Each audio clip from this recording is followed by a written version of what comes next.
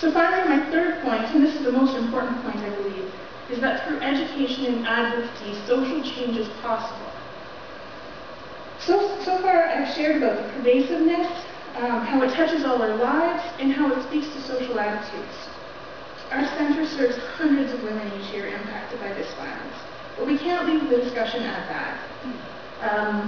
I'm going to share with you one of my favorite parables. You might have heard it before, but I think it speaks exactly to the issue that I want to talk about.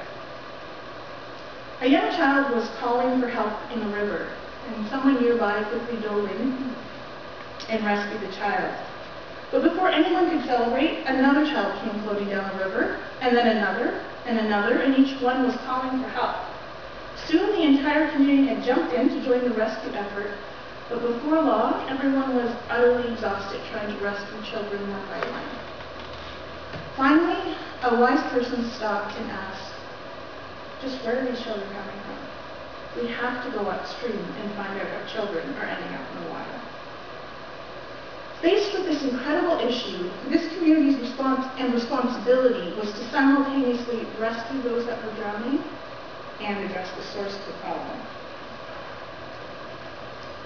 The possibility of social change is what fuels me and many others who are passionate about work in the violence against women sector.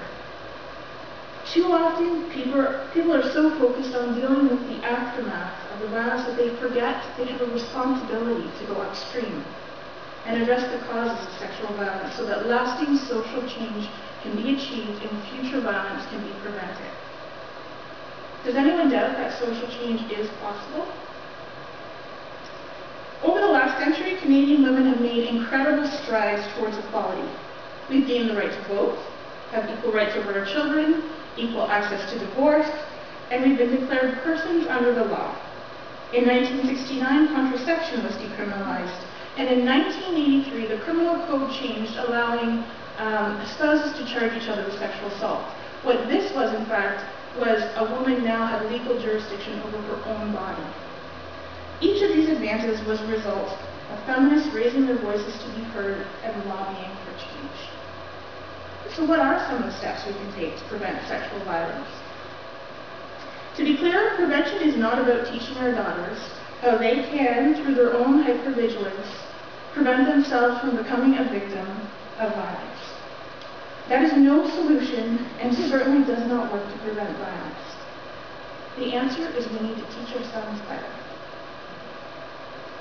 As I've shared, we often get calls from the media when there's been a high-profile sexual assault, or during prom season, or during Frosh Week, asking for tips on how women can keep themselves safe. I consistently tell reporters that they're asking the wrong question, and usually I won't even answer that question. The question they need to be asking is what needs to change in order to prevent men, minority men, but men, from making the choice to use violence against women. They need to engage men and change the discourse around sexual violence to consider gendered violence as a men's issue, is why our agency developed the Male Allies Against Sexual Violence program that I spoke about earlier in the May. The MASA program understands that men have a really important role to play in mentoring young boys, changing dangerous constructions of masculinity, and confronting abusive peers. How else can we create social change? A simple way is to simply name violence against women and abuse of women when it occurs. I shared earlier that too often we're looking at individual acts of violence as individual operations, instead of linking them to the broader context. If we don't make the issue visible, people will continue to ignore it. How else can we impact change? There was a lot that we shared in our video about victim blaming and people and women saying that they were told it was their fault or they felt that it was their fault. Victim blaming is alive and well in our culture. It remains one of the biggest hurdles that women and children face after they experience an assault. Victim blaming creates silence and shame and secrecy, and it contributes to why women don't report. They feel the justice system might blame them and others might blame them. Victim blaming also encourages perpetrators to feel justified in what they're doing because the women were asking for it. What they were wearing, what they were drinking, who they kept company with, who they had sex with before, the list goes on.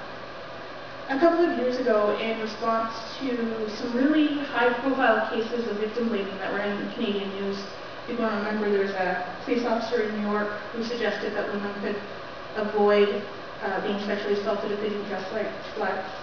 There was a judge in Manitoba who, when he was sentencing a man convicted of sexual assault, gave the man a conditional sentence because the victim was wearing a tube top and high heels at the time of her assault. And these were a month apart, and they were made a lot of news, and we were upset. And so what we did is around our staff table, we had a discussion about what simple thing could we do to stand up against victim blaming and sexual assault. We created a campaign called No One Asks For It. It was simple. It encouraged people to wear purple on the first Friday in May, which is Sexual Assault Awareness Month, and tell people that they were wearing purple to stand up against sexual violence and victim blaming. We started this off locally. We're like, we'll get our community partners to wear purple. Well, it'll be big. So we use social media. We're big at social media at our center. And it started spreading a little bit like wildfire, and pretty soon we had 17,000 organizations and individuals signed up to wear purple on the first Friday in May.